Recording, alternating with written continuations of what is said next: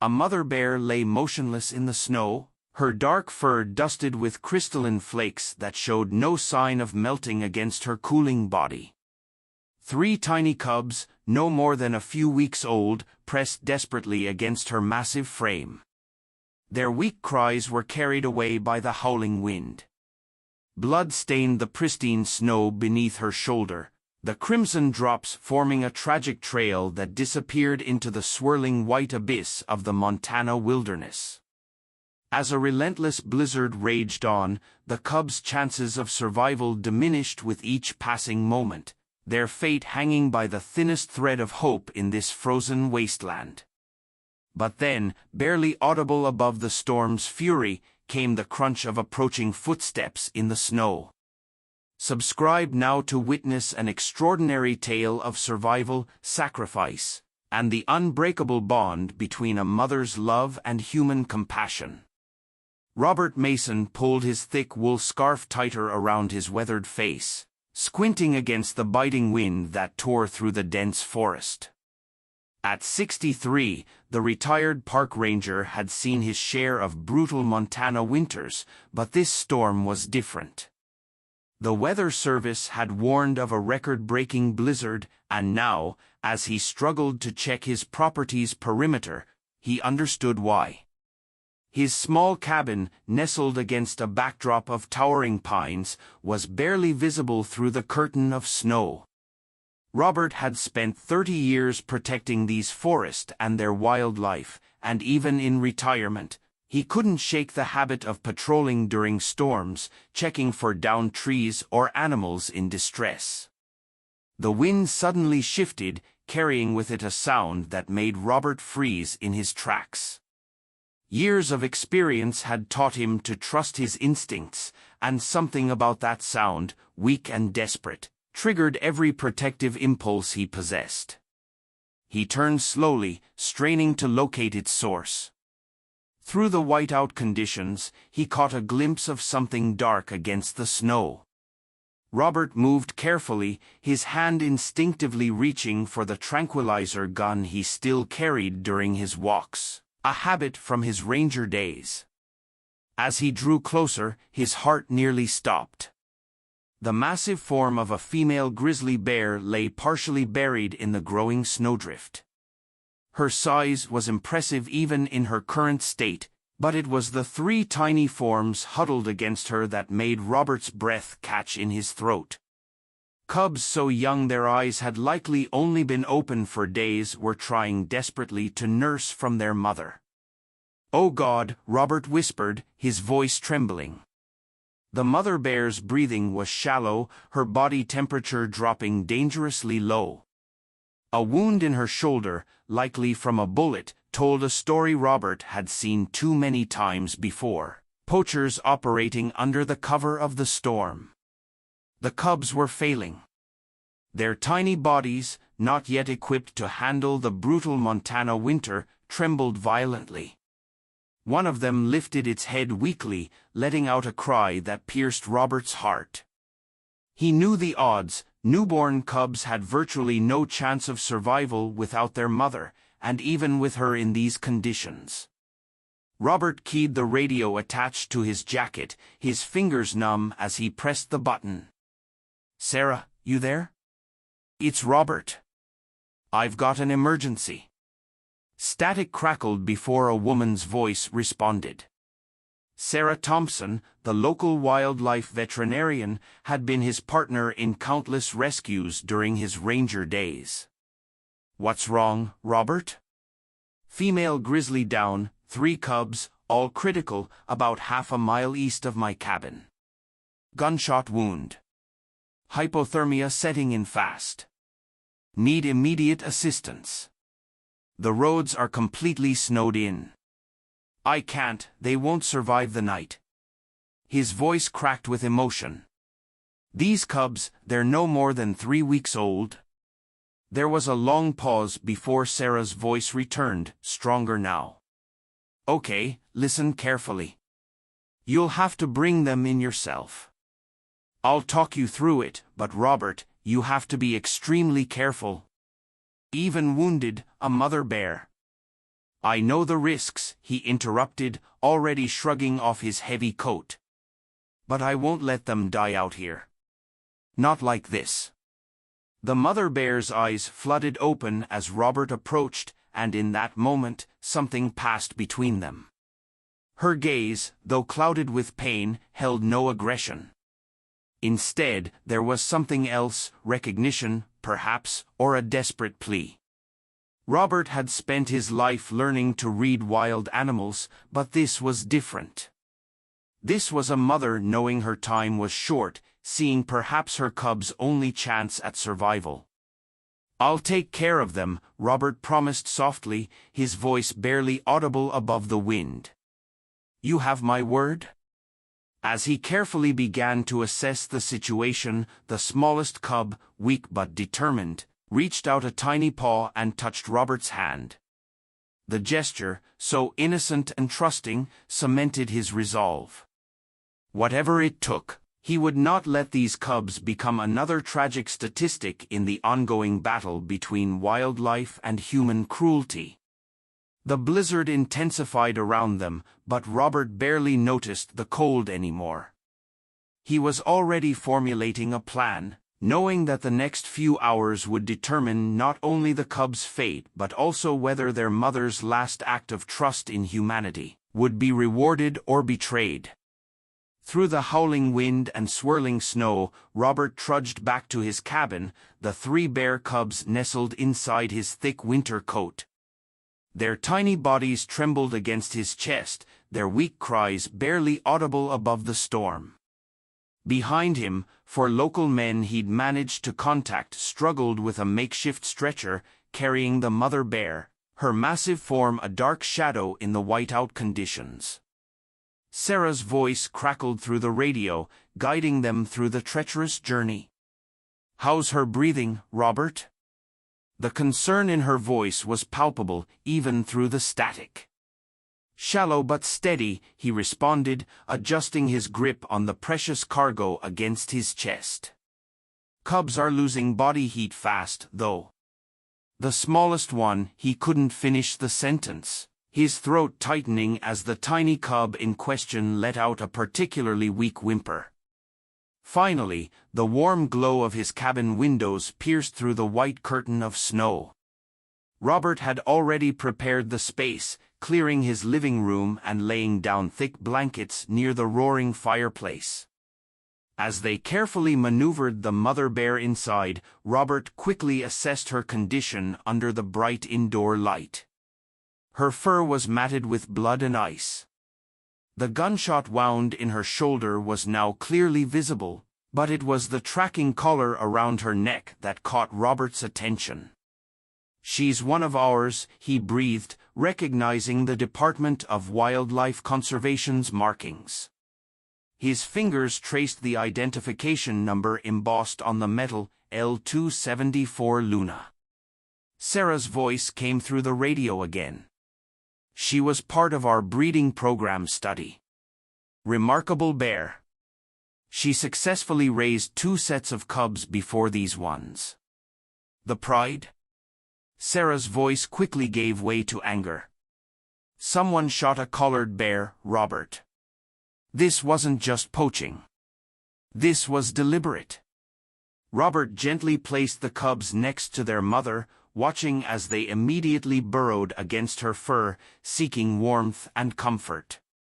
The largest cub, his fur a rich chocolate brown, positioned himself protectively in front of his siblings.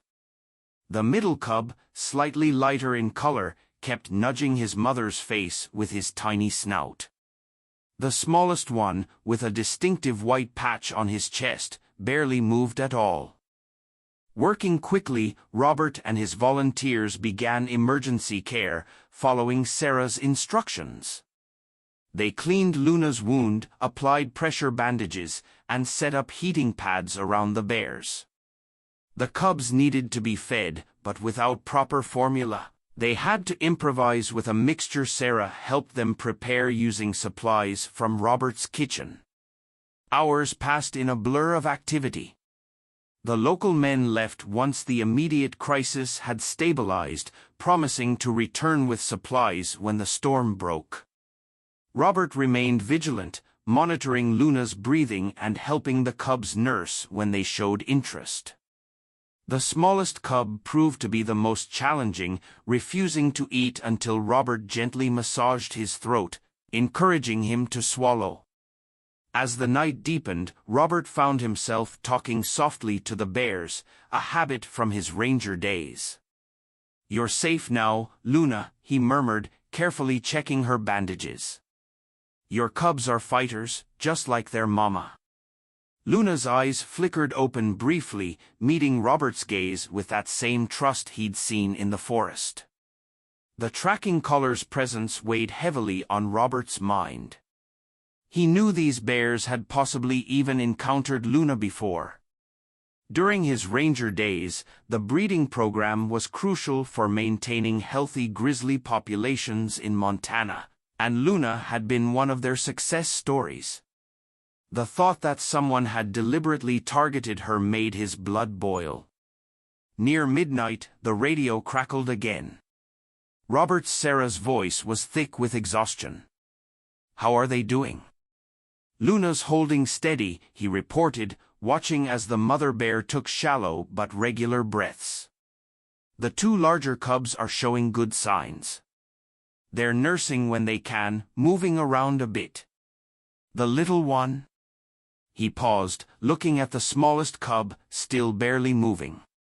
"I'm worried about him. Sarah, keep him warm. Keep trying with the formula. I've got a team assembling emergency supplies, but this storm." She didn't need to finish. They both knew help wouldn't arrive until morning at the earliest. Robert settled into his armchair, positioned where he could watch all four bears. The fire cast dancing shadows on the walls, and the wind's howl had diminished to a low moan. In the relative quiet, he could hear the cubs' soft whimpers and their mother's labor breathing. His mind wandered to the countless rescues he'd performed during his career, but this felt different. Perhaps it was Luna's obvious intelligence and trust, or the way the cubs had already begun showing distinct personalities despite their desperate situation. The largest one was clearly protective. The middle cub was devoted to his mother. And the smallest, well, Robert was already calling him fighter in his head, impressed by the tiny cub's determination to survive despite his weakness. As if hearing his thoughts, Fighter lifted his head slightly, letting out a small sound that might have been a cry or a greeting. Robert reached out slowly, letting the cub sniff his fingers. To his surprise, the tiny bear grabbed his index finger with both paws, holding on with surprising strength. "That's it, little one," Robert encouraged softly, careful not to disturb the others. "You hold on. Help's coming." The cub's grip remained firm, even as he drifted back to sleep, and Robert didn't have the heart to pull away. Instead, he sat there, his finger trapped in the tiny bear's grasp, watching as the night slowly gave way to dawn.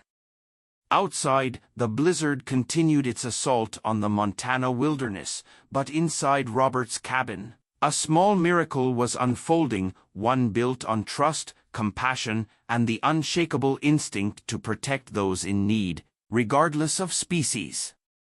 The first rays of dawn crept through Robert's frosted windows, casting a pale golden glow over the bears. During the night, he had carefully removed Luna's tracking collar to make her more comfortable. Now, in the morning light, he examined it closely. The device was sophisticated, equipped with not just GPS but also data storage capabilities. Years of ranger experience told him this collar might hold vital clues about what had happened to Luna.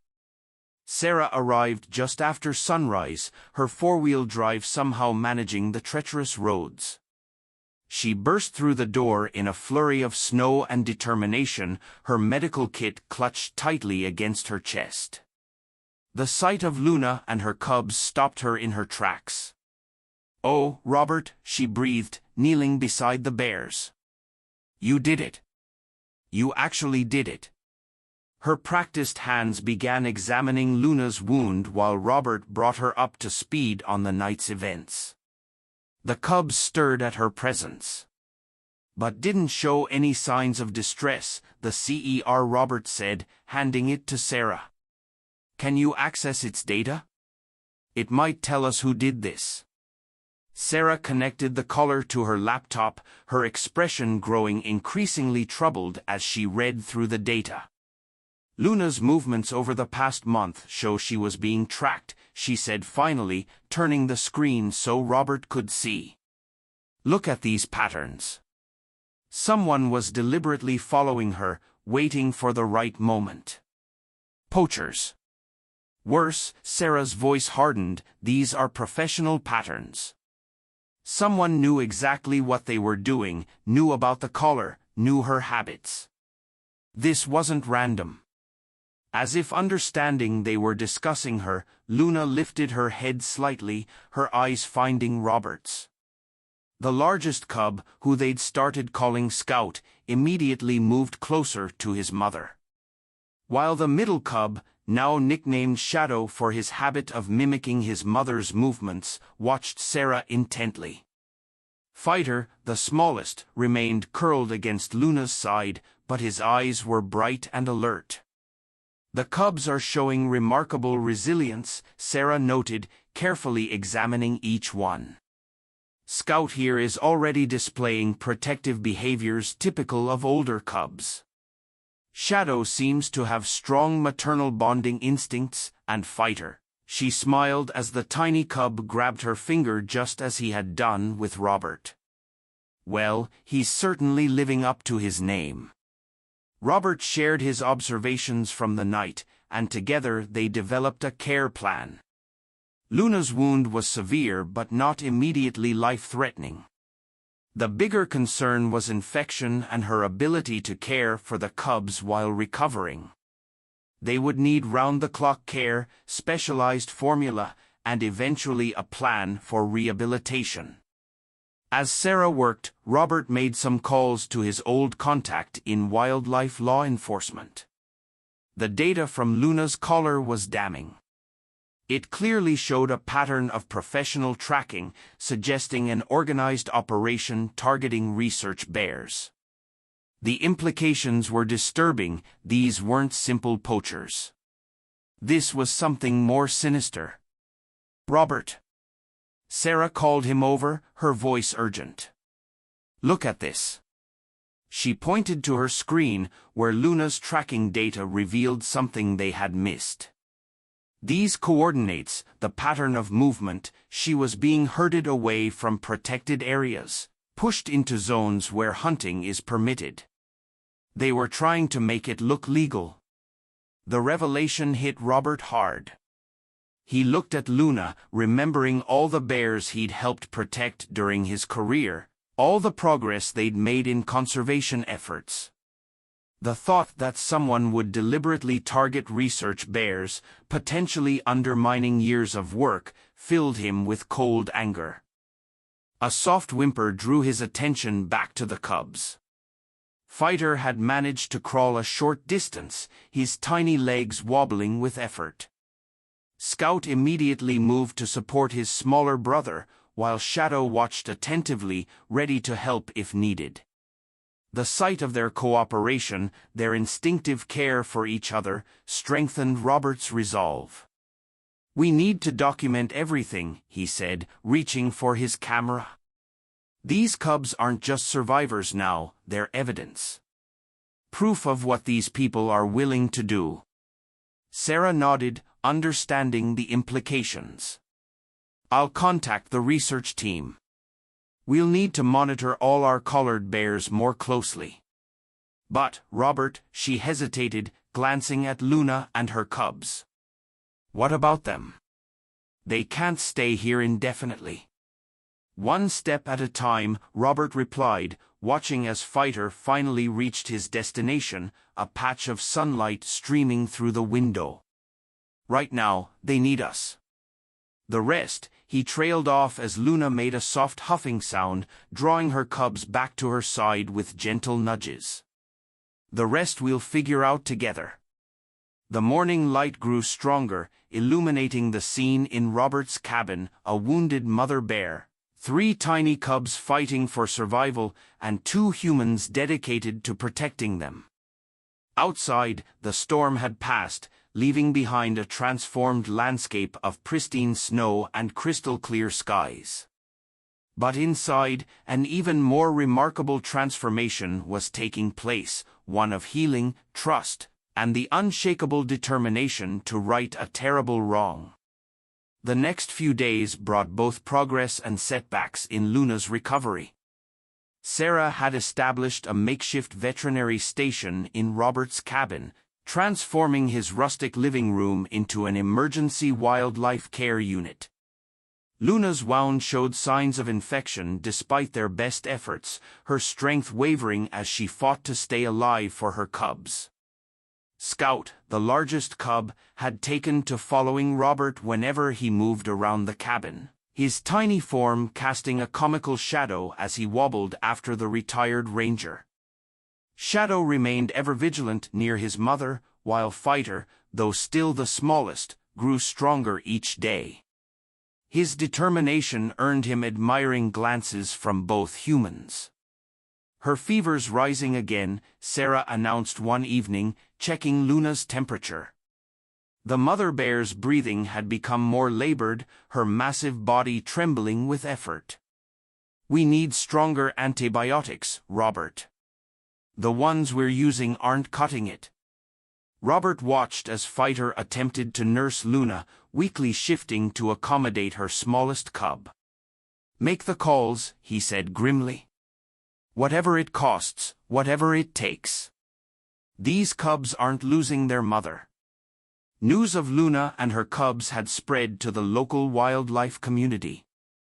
Retired rangers, conservationists, and even some of Robert's old colleagues began showing up at his cabin, offering help, supplies, and expertise. A local veterinary supply company donated critical medications, while a wildlife rehabilitation center sent specialized formula for the cubs. One particularly challenging night, as Luna's fever peaked, Robert sat beside her, talking softly, as he had done since the rescue. "You're the strongest bear I've ever encountered," he murmured, applying cool compresses to her neck. "Those cubs need you, Luna. We all need you." As if understanding, Luna's eyes opened, meeting Robert's gaze with that same intelligent look he'd seen in the forest. She made a soft huffing sound, and all 3 cubs immediately responded, pressing closer to her. The display of maternal bond, even in her weakened state, brought tears to Robert's eyes. Sarah, who had been analyzing more data from Luna's collar, looked up from her laptop. "Robert, come see this," her voice held a mix of excitement and concern. Luna's data shows she was part of a larger study on maternal behavior in grizzlies. Her success with previous cubs made her incredibly valuable to research. Someone knew exactly what they were targeting. The implications were staggering. Luna wasn't just any bear, she was a key subject in understanding how grizzly mothers taught survival skills to their cubs. Her experience and instincts were irreplaceable, not just for her current cubs, but for the entire species' conservation efforts. Fighter chose that moment to demonstrate his growing strength, successfully climbing onto Robert's lap unassisted. The tiny cub had developed a special bond with his rescuer, often seeking him out for comfort when not nursing. Scout, ever protective, watched the interaction carefully from his position near Luna's head, while Shadow maintained his usual closeness to their mother. "Look at their personalities developing," Sarah marveled, momentarily distracted from her research. Scout's protective instincts, Shadow's devotion to Luna, Fighter's resilience. They're already showing traits that will help them survive in the wild. Robert gently stroked Fighter's head, earning a contented grunt from the cub. If we can get Luna through this, he said, these cubs have a real chance. She's their best hope for learning everything they need to know. Days blended into nights as they fought to save Luna. The infection raged through her body, but her will to live remained strong. Robert and Sarah worked in shifts, ensuring someone was always awake to monitor her condition and care for the cubs. The local wildlife community continued their support, creating a network of care that surrounded the little family. One morning, as Robert changed Luna's bandages, he noticed something different in her eyes. The fever-induced haze had lifted, replaced by clear, focused awareness. Her breathing, while still labored, had a stronger rhythm. Sarah confirmed what they had hoped: Luna was turning a corner. She's fighting back, Sarah announced, relief evident in her voice. The antibiotics are finally working, but... Robert, she hesitated, she's still got a long way to go, and these cubs, they're growing fast. We need to start thinking about the next phase. Robert watched as Scout attempted to show his siblings how to stand on their hind legs, a comical sight that ended with all three cubs tumbling over each other. Luna observed her offspring with apparent pride, occasionally offering gentle corrections with soft vocalizations. One day at a time, Robert replied, his voice firm. Right now, they need their mother's guidance more than anything. Everything else can wait. As if to emphasize his point, Fighter suddenly abandoned his play session and climbed into Robert's lap again, his favorite spot. Scout and Shadow followed, creating a warm pile of fur that made both humans smile despite their concerns. Luna watched the interaction with what seemed like approval, her eyes meeting Robert's. Once again, in that moment, he understood that while they had saved her life, she was now teaching them something equally valuable: the power of family, resilience, and the unbreakable bonds that form in the face of adversity. The setting sun cast long shadows through the cabin windows, painting the scene in warm hues of gold and amber. Outside, the mountain wilderness waited, both beautiful and dangerous. But inside, surrounded by the combined strength of human compassion and wild instinct, for bears and their human protectors continued their extraordinary journey of survival and healing. Days melted into weeks as Luna's physical health gradually improved, but Robert and Sarah noticed subtle changes in her behavior. The once mighty grizzly spent long hours watching her cubs, her eyes holding a wisdom and urgency that tugged at their hearts. She seemed to understand something they didn't want to acknowledge: her time was growing short. The bullet wound had healed, but the internal damage was more severe than they had initially thought. Luna's body was failing her, not from infection now, but from the trauma she'd endured. Yet her determination to prepare her cubs for survival never wavered. One crisp morning, Robert witnessed a remarkable scene. Luna had managed to stand, swaying slightly but stable, and was demonstrating to her cubs how to forage. She pawed at the cabin's wooden floor, mimicking the motion of digging for roots and tubers. Scout, Shadow, and Fighter watched intently, their small heads tilted in concentration. "She's teaching them," Sarah whispered, not wanting to disturb the lesson. "Even now, she's making sure they learn everything they need to know." Robert nodded, his throat tight with emotion. "She knows," he said softly. "She knows she won't be with them much longer." The cubs had grown significantly under their mother's care. Scout had developed into a confident young bear, already showing signs of the powerful adult he would become. Shadow had mastered his mother's careful movements, learning to move quietly despite his size. And Fighter, though still the smallest, had developed a cleverness that often surprised them all. Luna's lessons became more frequent and urgent. She would demonstrate hunting techniques, showing her cubs how to use their sense of smell, how to move silently, how to identify potential threats. Even confined to the cabin, she found ways to teach them the skills they would need in the wild. "Look at this," Sarah said one evening, reviewing footage she'd captured on her phone. The video showed Luna teaching her cubs how to fish using a water bowl they provided. Her movements were precise, showing them exactly how to wait, how to strike. She's compressed years of lessons into weeks. "It's extraordinary," Robert watched as Fighter successfully scooped a floating apple piece from the bowl, mimicking his mother's technique perfectly. "They're learning," he said. But are they learning enough? The answer came sooner than any of them wanted. One cold morning, Luna didn't rise to greet the dawn as usual. Her breathing was shallow, her once bright eyes dulled with pain. The cubs sensed the change immediately. Scout positioned himself protectively near her head, while Shadow pressed close to her side. Fighter moved between his mother and the humans, as if trying to guard her from anything that might cause her more harm. Sarah examined Luna carefully, her experienced hands gentle but thorough. When she met Robert's eyes, they both knew this was the day they had been dreading. "The cubs," Robert started, but Sarah shook her head. "Let them stay with her," she said softly. "They need this time." Throughout the day, Luna continued teaching her final lessons, though she could barely move. She would make soft sounds, teaching her cubs different vocalizations for warning, comfort, and danger. Each cub responded in turn, learning their mother's last instructions. As evening approached, Luna's breathing became more labored.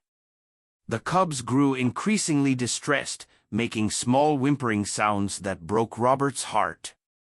He and Sarah sat nearby, silent witnesses to this powerful moment between mother and cubs. Luna's final act was to gather her cubs close, nuzzling each one in turn. She spent extra time with Fighter, as if ensuring her smallest cub had the strength he would need. Then, with one last look at Robert and Sarah, a look that seemed to hold both gratitude and a final plea to protect her babies, Luna closed her eyes for the last time. The cubs' reactions were immediate and heartbreaking. Scout let out a low moan that seemed to carry all the grief his young heart could hold. Shadow pressed himself against his mother's still form, while Fighter moved between his siblings, touching each one as if trying to comfort them. Robert and Sarah gave the cubs time to say goodbye, watching as they went through their own process of grief. Hours passed, and finally, exhausted from their sorrow, the cubs fell asleep, curled against their mother's body one last time. "We need to move her before they wake," Sarah said quietly, wiping tears from her eyes. "They need to understand." Robert nodded, understanding the cruel necessity. They had to help the cubs transition, help them move forward without their mother. As they carefully prepared to move Luna's body, Robert made a silent promise to her: her cubs would survive, would grow strong, would live the life she had died protecting. The next morning, they buried Luna beneath a towering pine tree near the cabin. The cubs watched from the window as Robert and several volunteers dug through the frozen ground, their small faces pressed against the glass. When they brought the cubs out later to say a final goodbye, each one approached the grave differently. Scout stood guard, his small frame somehow managing to look majestic as he watched over the site. Shadow gently pawed at the earth, making soft crying sounds that echoed through the forest. Fighter, in a moment that brought fresh tears to everyone's eyes, placed a pine cone, one Luna had used in her lessons, on top of the grave. As they led the cubs back inside, Robert caught Sarah's eye. They both knew that while one chapter of this remarkable story had ended, another was just beginning.